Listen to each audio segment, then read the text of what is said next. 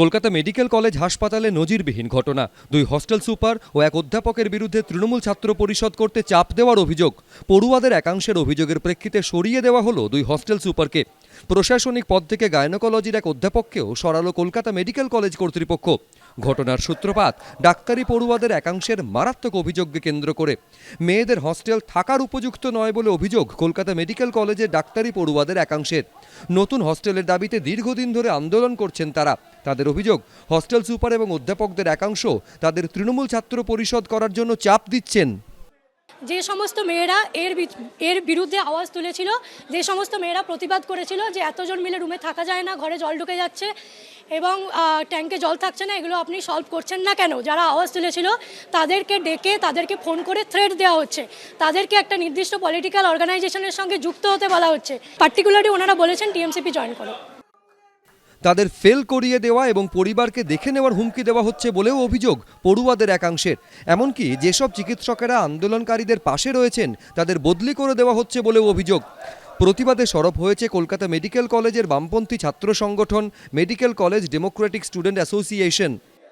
Kolkata medical college হাসপাতালের অধ্যক্ষের ঘরের বাইরে ছাত্র বিক্ষোভ। এই মুহূর্তে মেডিকেল কলেজ ডেমোক্রেটিক স্টুডেন্টস অ্যাসোসিয়েশনের তরফে যে ছাত্র সংসদের সদস্যরা রয়েছেন তারা বিক্ষোভ দেখাচ্ছেন এখানে, এবং তাদের দাবি কলেজের বেশ কয়েকজন অধ্যাপক যারা হুমকি দিয়েছেন কলেজের কয়েকজন ছাত্রীকে। এরপরই নড়ে চড়ে বসেন কর্তৃপক্ষ। তড়িঘড়ি কলেজ কাউন্সিলের বৈঠক ডাকা হয়। বৈঠকে দুই হস্টেল সুপার সুহেনা সরকার ও ঈশিতা সেনগুপ্তকে তাদের পদ থেকে সরিয়ে দেওয়া হলো। গাইনোকোলজির অধ্যাপক তপন নস্করকেও প্রশাসনিক পদ থেকে সরিয়ে দেওয়া হলো। অভিযুক্ত তিনজনের কাছে ব্যাখ্যাও তলব করা হয়েছে। পড়ুয়াদের অভিযোগ খতিয়ে দেখতে হাসপাতাল সুপার ও দুই ছাত্র প্রতিনিধি সহ মোট 9 সদস্যের তদন্ত কমিটি গঠন করা হয়েছে। 2 সপ্তাহের মধ্যে রিপোর্ট দেবে এই কমিটি।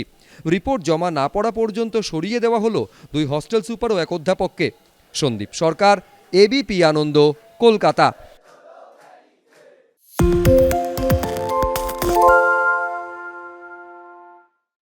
সত্য অন্তহীন, সত্যের খোঁজও তাই, সত্য সন্ধানে তাই আমরা অক্লান্ত, অকুতভয়। এবিপি আনন্দ নতুন ভাবনার প্রতীক, যা মনে মুক্ত, তথ্যে যুক্ত এবং যাবতীয় সীমানার বাঁধন থেকে মুক্ত।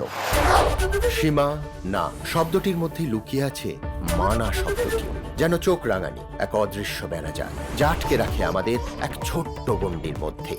একমাত্র সঠিক খবরই গড়ে তুলবে এক মুক্ত সমাজ। সেই জগৎ গড়ার লক্ষ্যে কোনো সীমানার ঠুকুটি আমরা মানব না। এবিপি আনন্দ এগিয়ে থাকে, এগিয়ে রাখে।